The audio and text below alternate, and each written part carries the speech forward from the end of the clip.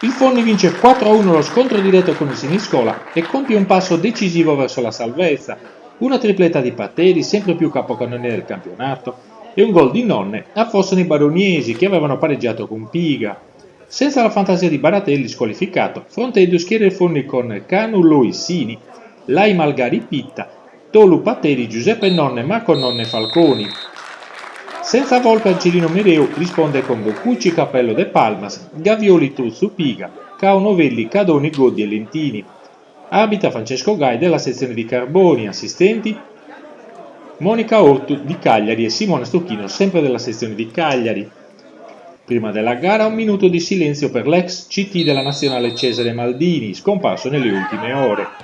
Il Siniscola parte bene, ha subito una chance con un'incursione sulla destra, ma Cano è miracoloso sul tiro di Goddi, poi De Palmas non inquadra la porta.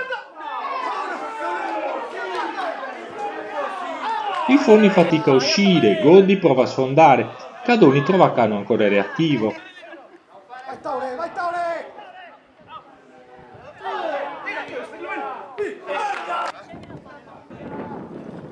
Al primo affondo, al 25esimo, il Forni passa in vantaggio, lancio di Lai, Patteri mette dentro. L'arbitro annulla, poi dopo le proteste dei giocatori del Forni si consulta con l'assistente e convalida il gol. I padroni di casa prendono coraggio e ci provano ancora con una discesa di Lai e con un tentativo di Giuseppe Nonne, mira imprecisa. Al 40esimo il Siniscola pareggia, Gavioli serve Piga che svetta in aria e firma l'1-1.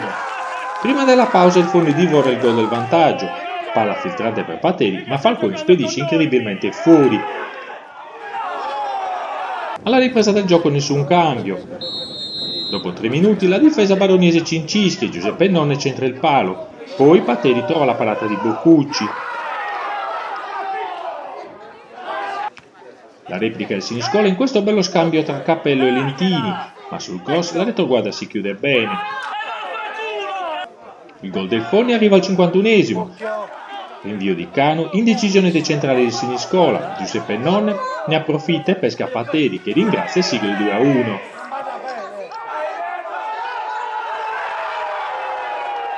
Un giro di orologio e lui già munito becca il secondo giallo per questo fallo, lasciando i suoi in inferiorità numerica.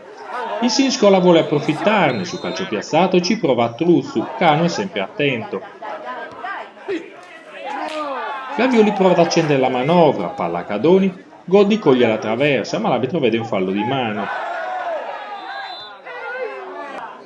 Il terzo gol del Forni alla mezz'ora, Marco Nonne scarica per Lai che ci prova da fuori, Boccucci si lascia sfuggire la palla e Patteri dalla faccia d'aria mette dentro la tripletta, il suo 27esimo gol stagionale.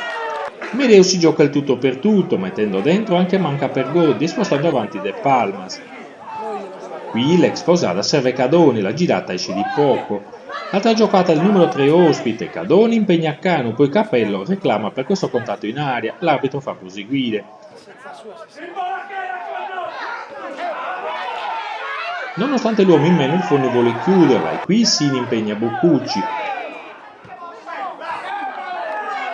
Frontelli inserisce anche Murrocco e Cadao per Falconi e Lai. A 10 dalla fine Patteri serve Giuseppe Nonne la palla del 4-1.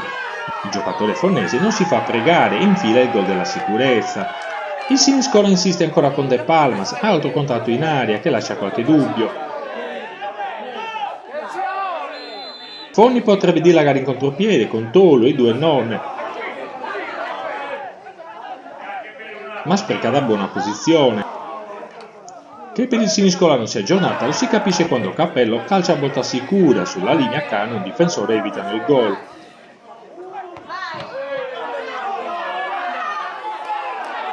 A 3 dalla fine, meritata standing ovation per il bomber Patteri, sostituito dall'esordiente Cadao.